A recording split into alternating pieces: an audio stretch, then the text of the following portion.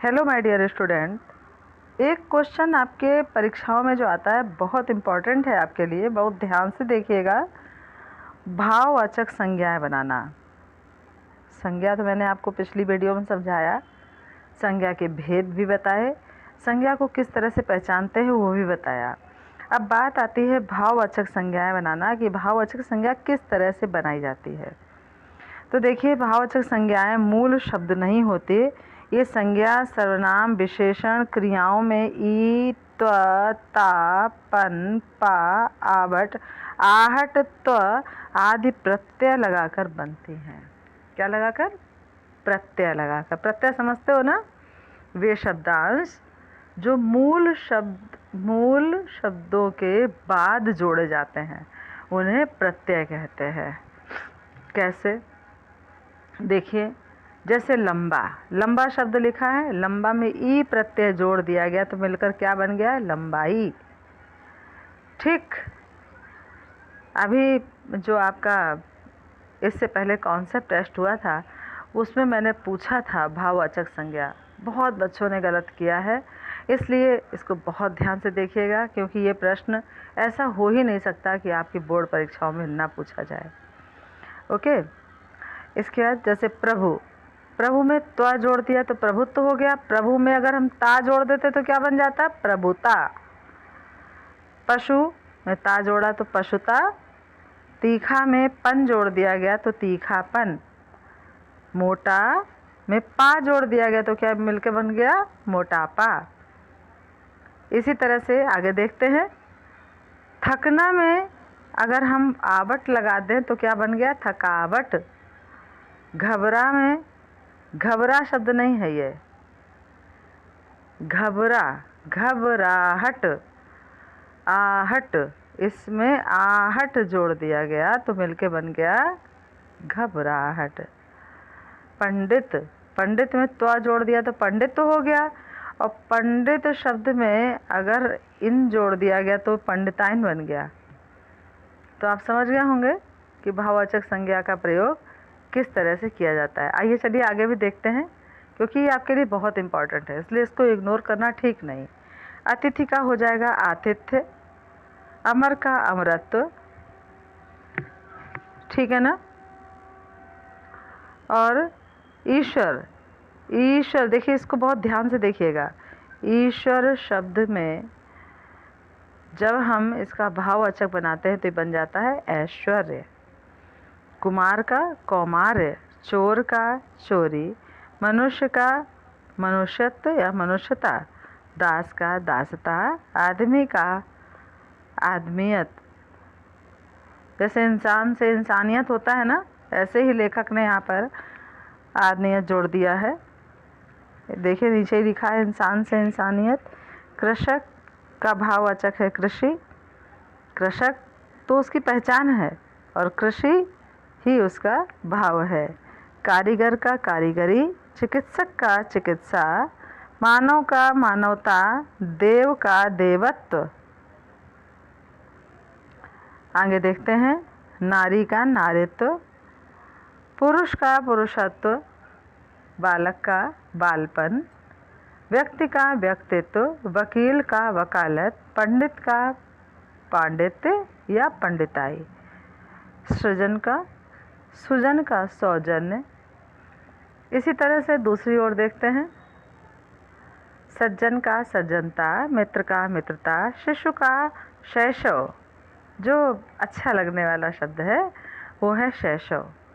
बाल का बालपन, भाई का भाईचारा, राष्ट्र का राष्ट्रीयता, प्रभु का प्रभुता, बच्चा का बचपन, ब्राह्मण का ब्राह्मणत्व, वीर का वीरता, लड़का का लड़कपन, स्वामी का स्वामित्व, साधु का साधुता, भ्राता का भ्रातत्व, शत्रु का शत्रुता, सेवक का सेवा। अब सेवक शब्द लिखा हो तो आपसे पूछा जाए तो आपके दिमाग में सेवा कभी नहीं आएगा। वो सेवक तो लिख सकते हो, सेविका लिख सकते हो, है ना, सेवक चर लिख सकते हो, कुछ भी लिख सकते हो, लेकिन सेवा शब्द कभी नहीं आएगा। ऐसी गलतियां आपसे भी होती हैं। तो सेवक, सेवक का भाववाचक क्या हो जाएगा? सेवा, रंग का रंगत, बूढ़ा का बुढ़ापा, नृप का नृपत्व, प्रतिनिधि का प्रतिनिधित्व। इसी तरह सर्वनाम से अहम और अहंकार, पराया परायापन, सर्व सर्वस्व, स्व स्वत्व, अपना अपनत्व, मम ममत्व और निज निजता, मम का ममता भी होगा। आगे देखते हैं, मिलाना मिलावट, मुस्कुराना मुस्कुराहट, मरना मृत्यु या मरण, सीना सिलाई। मतलब अब मुझे नहीं लगता कि आगे आपको और बताने की इसमें ज़रूरत है। आप अपने पाठ को जब पढ़ेंगे तो आपको खुद समझ में आ जाएगा कि किसका क्या होगा। बहुत अच्छे से दिमाग में बैठा लीजिएगा। ये मान के चलिए कि भाववाचक संज्ञा बदलने का कम से कम 4 मार्क्स का क्वेश्चन होता है और ये हर बार परीक्षाओं में पूछा जाता है। बच्चे इसमें बहुत मिस्टेक करते हैं। आज आपको हम सिर्फ पाठ नहीं पढ़ाएंगे, आज आपको अभ्यास कार्य भी कराएंगे, जिससे आप ये पूरी तरह से समझ सकें कि हमें कहाँ पर क्या और कैसे करना होगा। तो देखिए, निम्नलिखित शब्दों में भाववाचक संज्ञा में परिवर्तित कीजिए। आलसी, उचित, स्वस्थ, दूर, चालाक, नीच, बुद्धिमान, गहरा, तपस्वी, बैठना, चुनना, जपना, सजाना, समीप। इसमें क्या करना है, इनको भाववाचक संज्ञा में परिवर्तित करना है। आलसी क्या हो जाएगा, आलस्य। उचित, औचित्य। स्वस्थ, तो आपको इनको अपनी कॉपी में ज़रूर करना है, करके देखना है, भूलिएगा नहीं। ये एक्सरसाइज आप छोड़िएगा नहीं। इसके बाद जो ब्रैकेट में दिए गए हैं, इनके अनुसार आपको भाववाचक संज्ञा में परिवर्तित करना है। आज देश में एकता की बहुत है, क्या है, आवश्यक लिखा है, आवश्यकता हो जाएगा। सभी लोग उसकी का आदर करते हैं, किसका आदर करते हैं, सज्जनता का। बालक की तोतली भाषा सुनकर सभी को आ गई, क्या आ गई, हंसना लिखा है, हंसी आ गई। इस झील की बहुत अधिक है गहराई। चरित्र मानव का आधार है, प्रतिष्ठा का आधार लिखा है, तो यहाँ पर क्या हो जाएगा, चरित्र मानव की किसका आधार है, प्रतिष्ठित लिखा हुआ है, प्रतिष्ठा का आधार है। को बीमारी नहीं समझना चाहिए, बुढ़ापा को बीमारी नहीं समझना चाहिए। दुष्ट अपनी नहीं छोड़ता, दुष्ट अपनी दुष्टता नहीं छोड़ता। आज हर चीज़ में पाई जाती है, क्या पाई जाती है, मिठास पाई जाती है।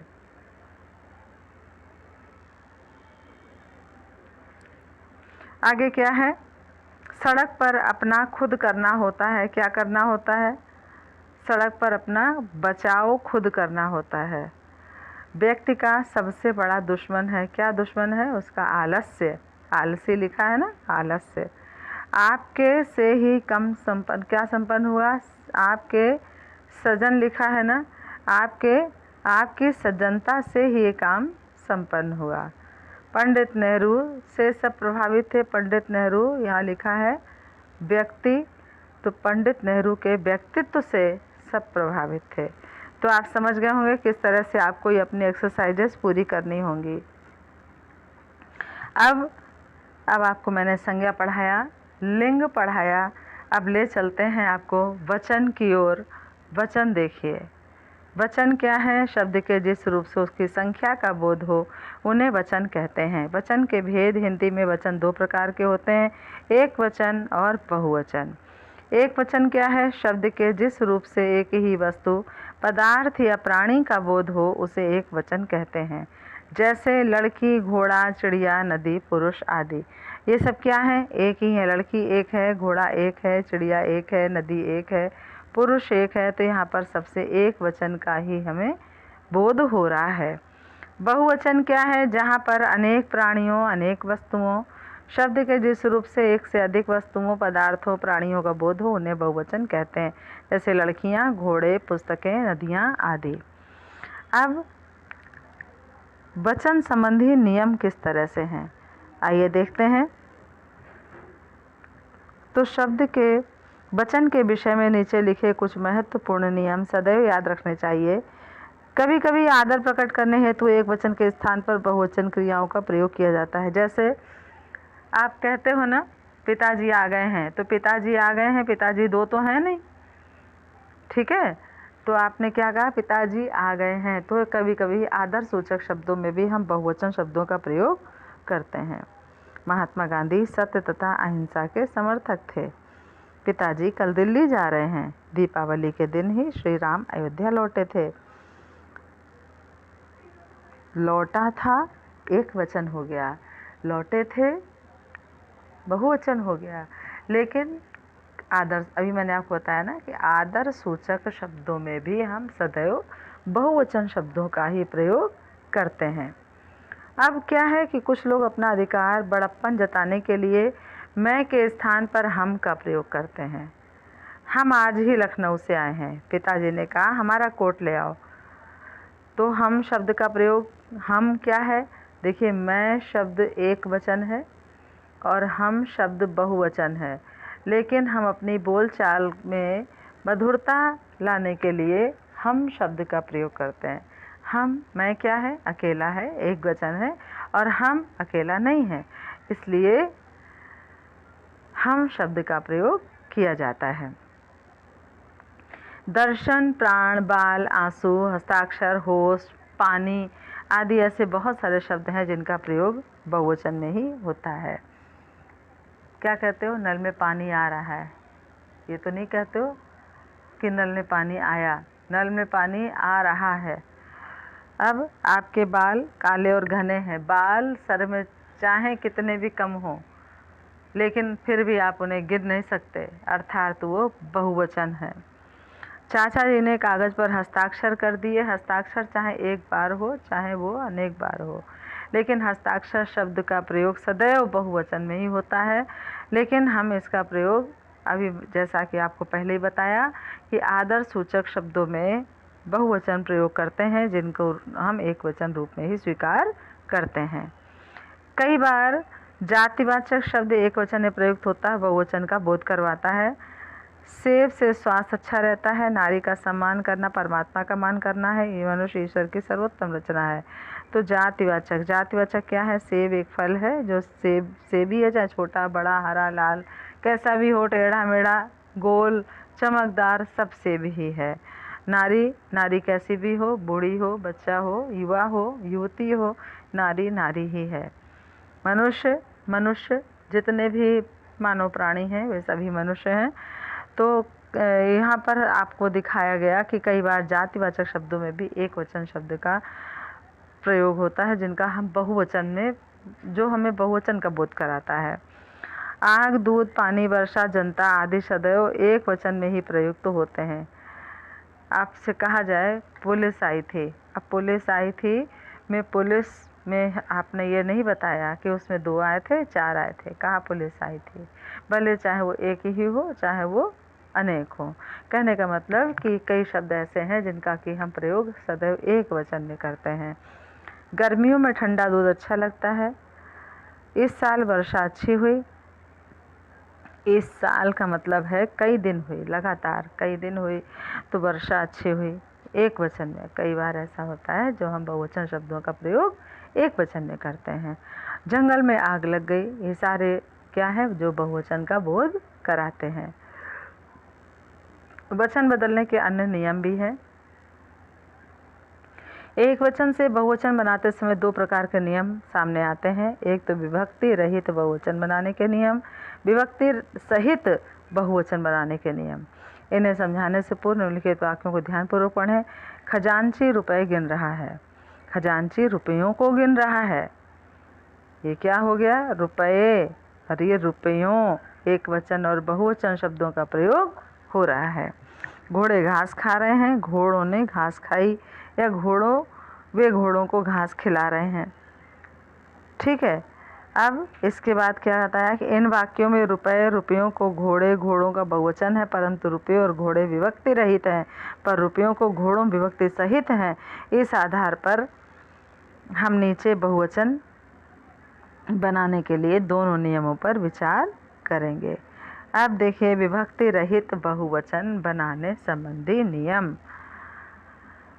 पुल्लिंग शब्दों के नियम। आकारांत संज्ञाओं के अंतिम में आ ए बदलकर, जैसे लड़का लड़के बहुवचन हो गया। इधर केला केले, चीता चीते, भेड़िया भेड़िए, घड़ा घड़े, बूढ़ा बूढ़े, बच्चा बच्चे। तो कहने का मतलब आकारांत संज्ञाओं के अंतिम में आ को ए में बदल दिया जाता है। ठीक, तो माय डियर स्टूडेंट, आप समझ गए होंगे। अब इसके बाद का जो आपका पाठ है वो आपको हम दूसरी वीडियो में पढ़ाएंगे, समझाएंगे। तब तक के लिए इसे आप पुनः पढ़िएगा, देखिएगा, सुनिएगा, समझिएगा और अगली वीडियो को ज़रूर वॉच करिएगा। Okay class, thank you everyone, thank you.